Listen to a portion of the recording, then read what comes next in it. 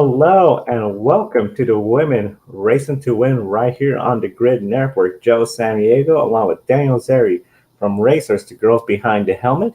We invite everyone to share their comments, opinions, and questions with us on the air. And definitely subscribe to the Grid Network right here on YouTube. We'll start off with the W Series. Of course, race 3 was this past weekend in Silverstone and was a very exciting race. The third round of it saw Alice Powell win from the pole, but she didn't lead every lap like the prior two pole winners. Of course, she won race 1 and then Jamie Chadwick race 2. Fabienne Woolen led most of the race. She got the lead with a great start at the beginning of the race, but then a late race safety car period came out. Safety car, of course, bunched up everywhere. We had a late restart, and following that restart, she had the lead, but then entering club corner, locked it up. This allowed Powell the opportunity to get side by side on the inside and around her to take that win. Now, Daniel, I know in the United States here, especially short track ovals, late restarts are very common. And in fact, we're seeing them more and more in NASCAR and IndyCar, in fact, as well. For the racers in the W Series, how often do they have late race restarts? And is this something we see starting to become more common in Europe?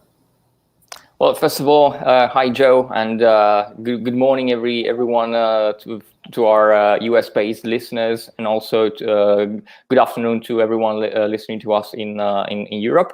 As you say, Fabienne had a massive start to Silverstone race last weekend.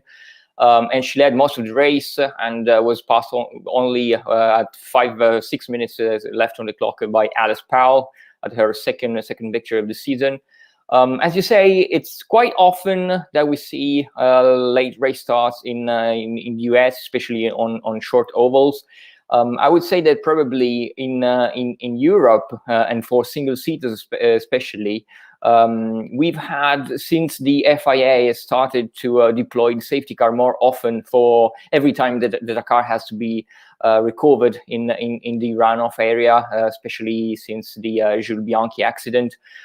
We've seen more frequently the safety car restarts also in the latter stages of the race, and with W Series being quite a young grid, so most of the current racers started to their single seater careers in the past couple of years, I would say. So they are quite used to that. But of course, it's not easy to manage a safety car restart, especially when tire degradation is into into the big picture. And of course, as I said in the post race show on Saturday, I think that of course Fabienne made a mistake coming into the club corner, but I would say that probably it's a lot down to tire deg, because she had her right tires were quite compromised, and so that was the biggest problem for Fabienne. And Alice Powell did great, and of course she is one of the most experienced drivers in W Series. She has been racing since 2012 at the very top of single seaters in Europe. She was racing in GP3, so definitely it's a lot down to experience, I would say. Fabienne has quite a lot of experience in GT cars. She is a real star in the Ferrari Challenge One Make series, but of course she was only into her third season, I think, in single seaters. She was in the Italian Formula 4 before entering W Series in 2019. So I always say it's a lot down to experience, and drivers like Alice Powell, for instance, did better than others at the restarts. The experience, and then essentially, as you mirrored up, that's a really good point about tire degradation. We even see that in NASCAR, especially if you have worn out tires, that restart, you're just struggling, wheel spin and everything. I think you bring up a really good point about running a good race all race long. That late restart, the tire conditions she had, maybe we would have seen her gotten a little bit behind. And I'll probably catch up at the end. Of course, that's all speculation because we know what happened with the safety car and then that following restart. And then with Alice Powell, because of that win, now she leads the points entering the Hungarian ring in Hungary. You and Joshua discuss about early favorites next week. Is there a driver that potentially has had a slow start, no podium so far, that you see could potentially be in the podium this next race in Hungary? Good question. I think I would agree with what Joshua said last week. He mentioned the Visser to be probably one of the early favorites into coming into the Hungary ring. But also, very interestingly, Irina Sidorkova published on her Instagram account a quite long description and roundup over weekend. Of course, she was on the podium in Austria in the second round in Austria and really impressed everyone. Remember, she is 17 years old. She's the youngest on the grid, and she did really, really good. She was second behind Jamie Chadwick at the Austrian Grand Prix. While surprisingly, she was not quite on the pace at Silverstone, and she offered a pretty interesting explanation for that. She said that when she started racing, of course, she started in Russia, in her home country, and there's not a lot of fast and flowing circuits in Russia. There's a lot more twists and tight tracks. And this is where she really started her career. She was also racing in the Russian Touring Car Championship, both in 2018 and in 2020. Did the Russian Formula 4 together with the Spanish Formula 4 in 2019. And she has not a lot of experience of these big tracks, big fast tracks like Silverstone. And she said that it was a lot down to that. And she said that probably and she said that she was also quite hard on herself. She said that she failed to find speed into Silverstone, but of course she's 17, she's really young, and of course she looking back to her weekend, she was really happy about making a lot of progress and understanding more the car, understanding more of the dynamics of the car in such high downforce racetracks. So it's going to be interesting to see her into the next rounds. But that said, Hungary, as we say, really, really high downforce and a slow track compared to Silverstone. So why not? We could potentially see Sidorkova back in contention for that. She said that also that at the Austrian Red Bull ring, the sector that she was most lacking was the second one, which was the faster one when there's that left-hander and then the fast direction change. So while she was a lot stronger into the first and the third sector, which have high the slowest corners. So this is potentially going to be interesting to see Sidorkova back in the top positions. Also, I would say that Marta Garcia, she again had troubles. We will somehow and sometime during the season, we will definitely have to see Marta scoring points. So maybe that would be the case at Hungaroring. But also Jamie Chadwick, of course, will be back in contention. Just Alice Powell has had a mega first part of the season, and Fabienne Volvend. We published yesterday some of her quotes post race. She said that she was, of course, disappointed by missing the victory, but she said the season is long and my win will come. And I believe so, because she is really showing great speed into the first three races. Of course, she had quite a more difficult second round when she was fighting around the P9, P10. But I agree with Fabian, her win will come.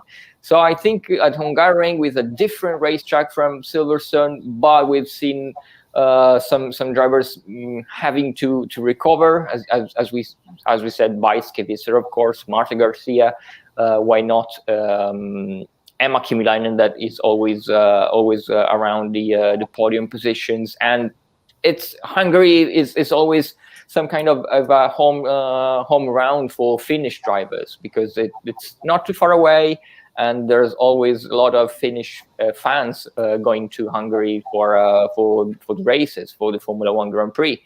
So we believe that it's going to be open to fans as well. So why not? There will be quite a lot of Finnish fans, and could be also good news for Emma Kymiläinen. And yeah, really exciting to see the fourth round of the season in Hungary in 2 weeks' time. 2 weeks' time. I think it's going to be a very exciting race weekend, and we encourage all our viewers, be sure to click on the link in the video description. There you can see Daniel and Joshua breaking down essentially race 3 of the W Series at Silverstone. Highly recommend. Check that out, and be sure to follow the Grid Network and also Joshua for race-by-race commentary for every W Series race. Now, Dan, I know we were following that race and a bunch of races this past weekend, but you were over at Monza for the 6 hours of Monza race, where we have Richard Mille racing and the Iron Dames. Yes, indeed, I was in Monza for the World Endurance Championship, third round of the season, what is essentially the biggest endurance championship in the world. And crucially, it was preparation for Le Mans, because of course the next round will be the big one, the 24-hour of Le Mans, legendary race. And the Richard, as you said, Richard Mille Racing and Iron Dames were on track, because of course they will be both entering their the 24-hour of Le Mans in 1 month's time. For the Iron Dames, it will be their third participation in the big French race, while for Richard Mille will be their second time. Sophia Flörsch, Tatiana Calderon, and Bajskevisser will be racing in Le Mans, while Bajskevisser, of course, was in Silverstone racing in W Series, so she was missing in the WEC round in Monza, and Sophia and Tatiana shared the car, so they had some more track time for them. While there was also a lineup change in the Iron Dames squad, because Manuela Gostner was not racing in the Iron Dames, Ferrari number 85, and we had a new addition to the lineup. We had Sarah Bovy. Sarah Bovy is a Belgian driver, 32 years old for Sarah. She was a reserve driver in W Series in 2019, but of course she performed quite well, and she was handed 3 races, including the reverse grid race in Assen. So had quite some races also in W Series, which was quite outside of her comfort zone, because she has always been racing in GT cars and never in Formula. But of course, she said that it gave her the opportunity of learning some more, and made her a better GT driver as well, because of course single seaters always developed as a skill set that is also really useful in other types of cars. But Sarah has been joining the Iron Dames squad in the past 3 months. She was not initially scheduled to race with them, but has been part of the team for the Michelin Le Mans Cup, together with French young driver Dorian Pin. And but of course she impressed everyone in the team. She was twice on the podium in the Le Mans Cup, and so the team thought about giving her the opportunity to make her WEC debut.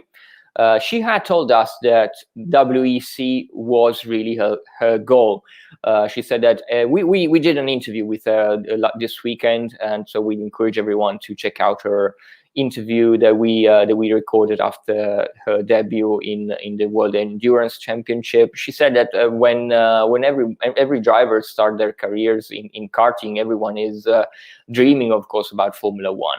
It wasn't the case for her, because she was always dreaming about Le Mans, and so making her debut in WEC was a very, very big thing for Sarah.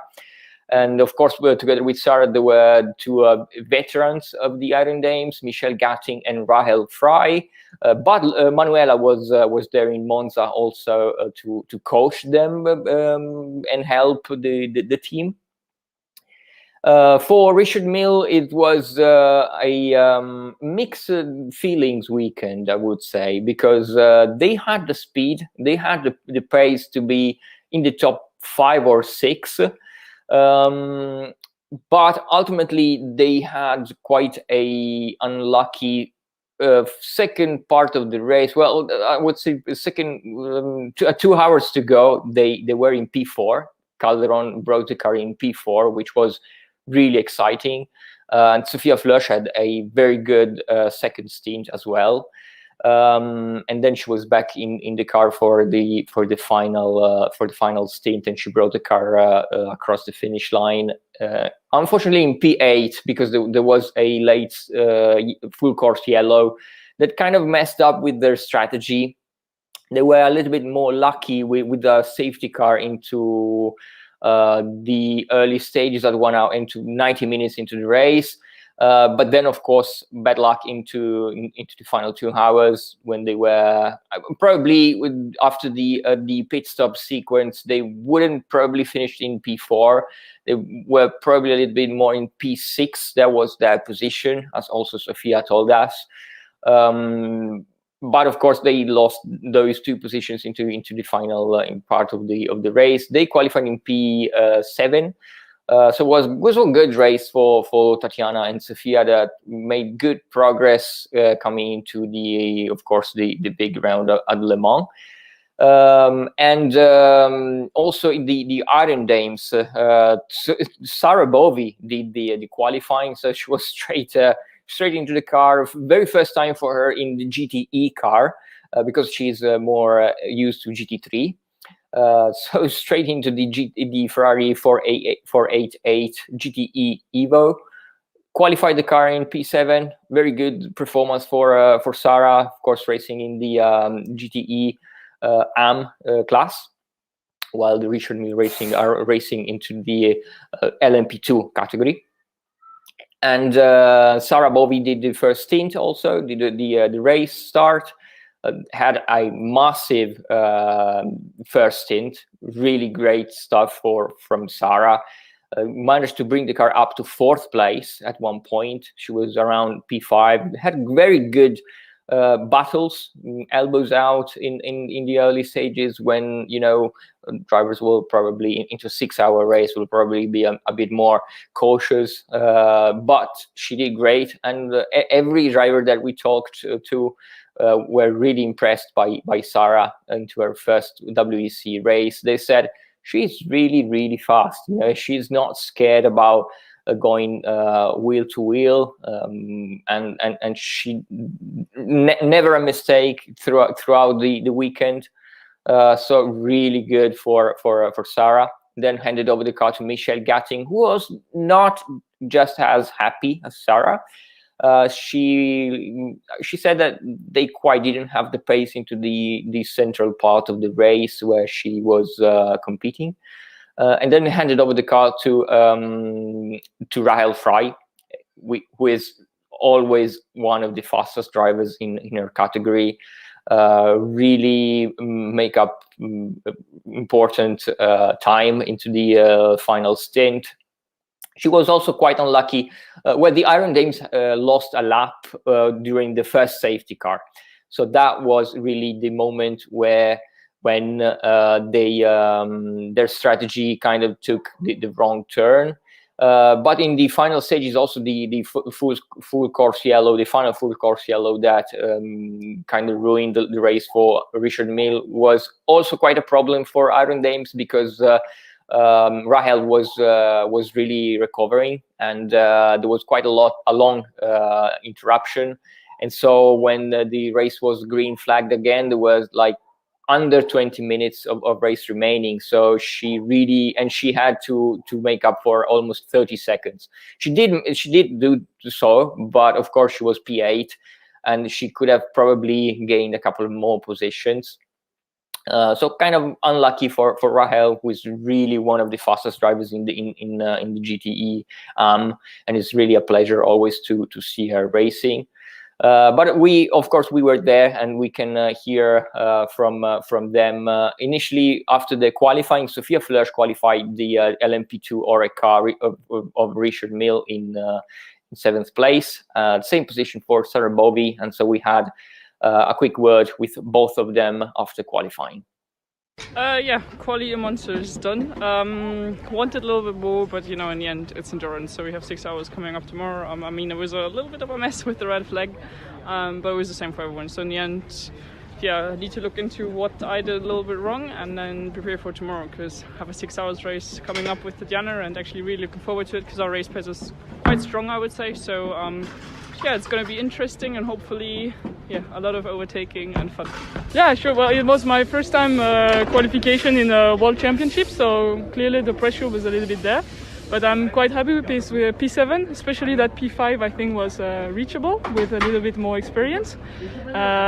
So I know that it's tomorrow that matter, and I just want to take a good and secure start, and then bring the car at the pit with the best position as possible now. Awesome. Of course, these were Sophia first, and then Sarah Bovy. And then we had a chat with all the drivers, both the fully female crews, Richard Mille Racing and Iron Dames after the race. And let's hear from Sophia Flörsch and Tatjana Calderon after their race. Some feelings after this race? Yeah, I think we have to look at the strategy, but I think it was not all looking that great, and we were struggling massively on the second time I jumped in the car with we had old tires just to maybe save a bit of time on the pit stop, but I think that didn't work either. So yeah, I think we just missed a bit of pace generally. We had an engine change overnight as well, and that's also after qualifying. So of course, they need a little bit of bedding and stuff, but yeah, P8, that's the maximum we could do today, but we need to work hard for Le Mans, definitely, to find a little bit more pace.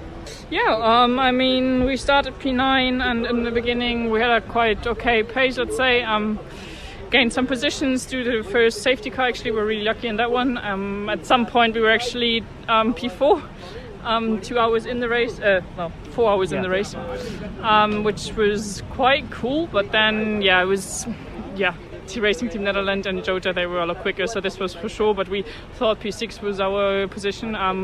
In the end, we were a little bit unlucky with the full course yellow, which cost us 2 more positions, so we ended up P8. I think, Monza was a preparation for Le Mans, for the big one, and we've definitely made some improvements again. I think the race pace is a lot stronger than quali pace, so we'll see. 24 hours is the next, and anything can happen there. So not happy with the result, and we'll keep on working to be as much as possible prepared.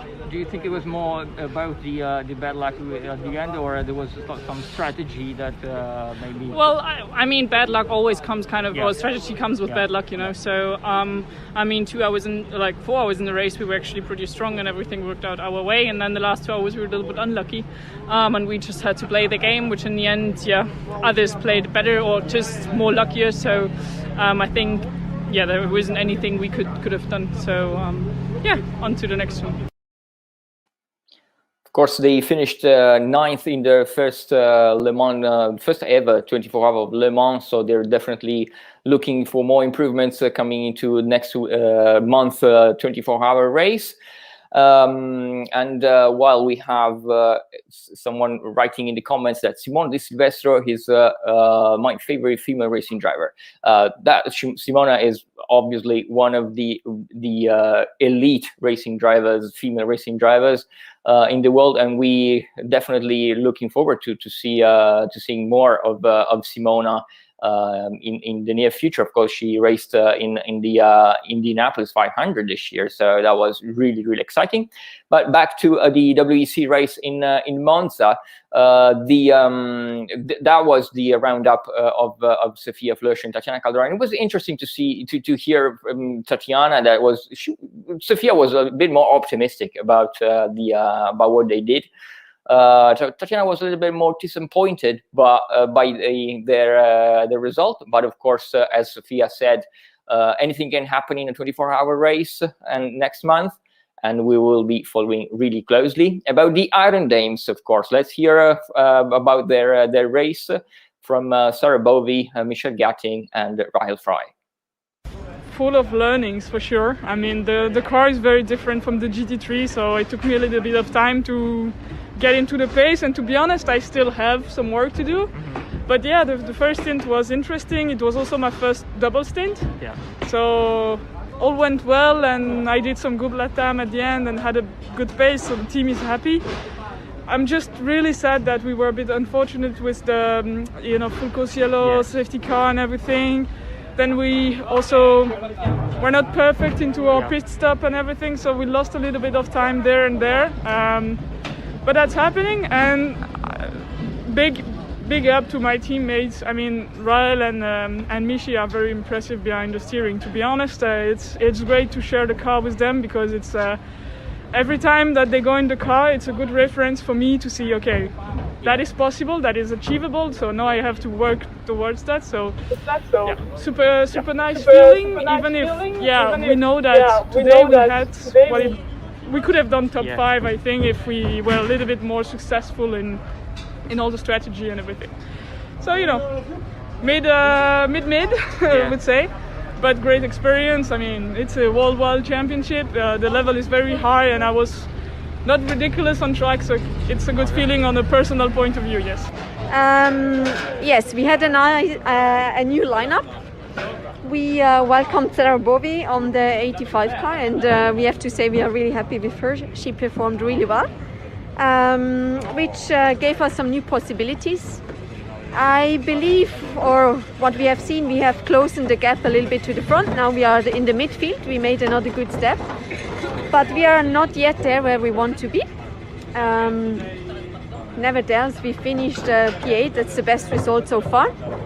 We definitely take this, but we have to keep working hard because so far we twice finished 9th in Le Mans, and thinking ahead about the big race, we definitely want to do better.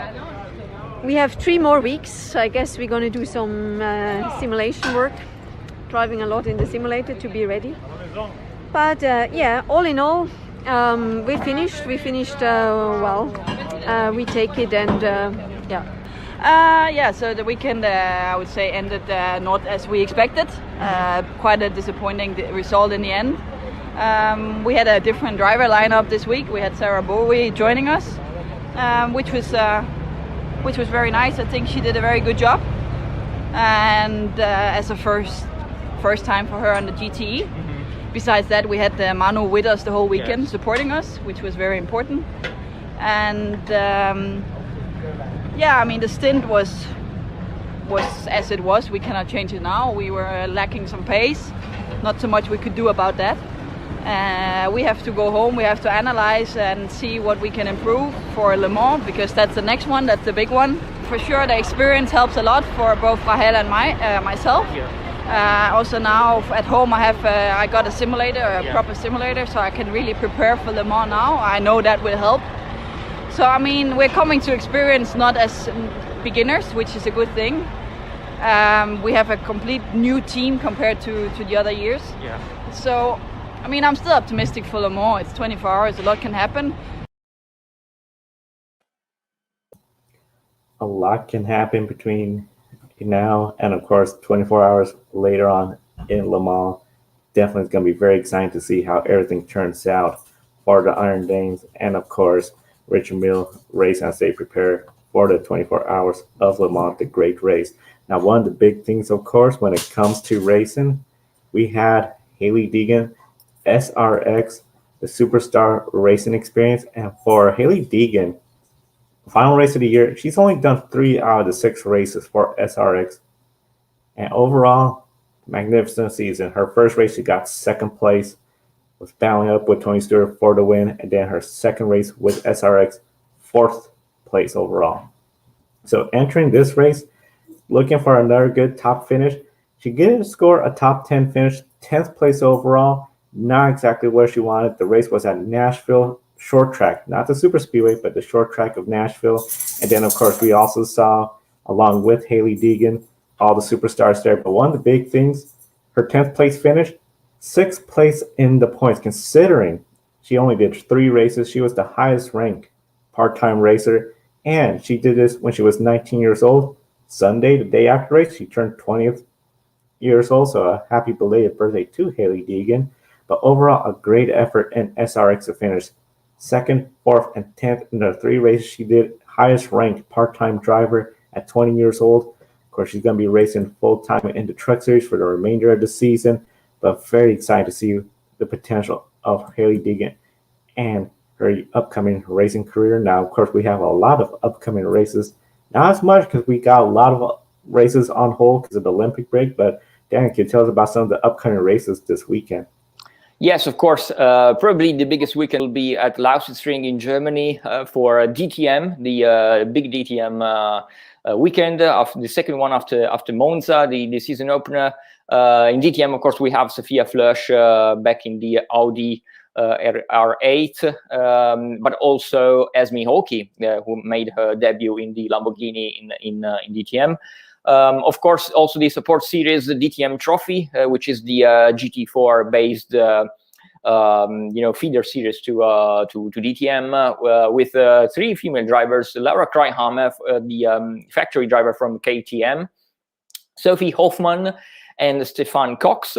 They were pretty unlucky in the first round in Monza, so I would definitely expect them to be a little bit further up the order at Lausitzring.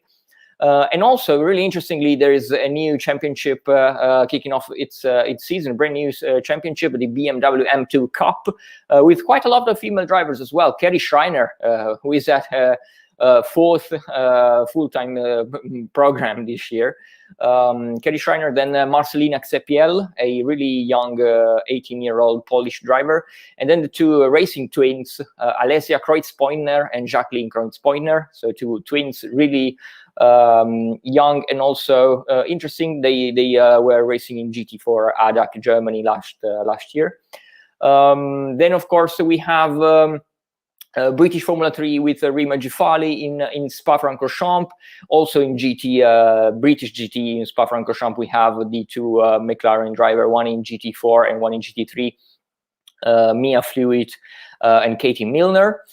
In Spa-Francorchamps as well, we've got the Formula Regional European Championship, one of the probably most competitive single-seaters championship in Europe, with Lena Buller making her return to the track. I will personally be in Imola for the Italian Formula 4 Championship, starting from tomorrow. In the Formula 4 Italy, we've got 2 really, really exciting talents, Hamda Al-Kubaisi and Maya Weug. Of course, they also race in the ADAC German Formula 4 Championship. Last time out, they were racing in the German series. Now they're making their return to the Italian series, now in Imola. And then let me see what we've got. And also stateside, we've got the Arkham and Art series with Stephanie Moyer, again on track at Iowa Speedway. So really, really exciting to see all their races this coming weekend.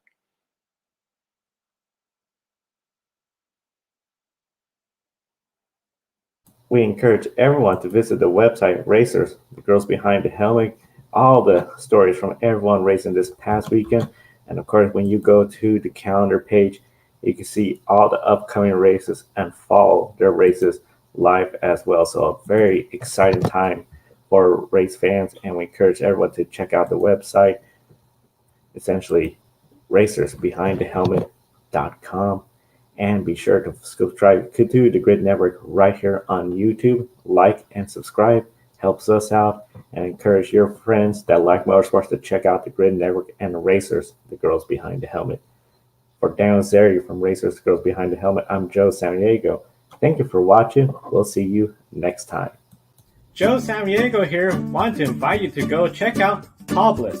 Publis is a dog clothing and accessory company based in Austria. 10% of each of your purchases goes to helping dogs in need, whether it's homeless, sick, or ill dogs. This is one of the reasons why we support it. Kiska here is a rescue dog from rural Alaska and our Grid office dog. We care about our furry buddies, and we know you do as well. Definitely check out Publis.com. There's a link on the video description, and by clicking on that link, you get a 10% discount on your purchase as well.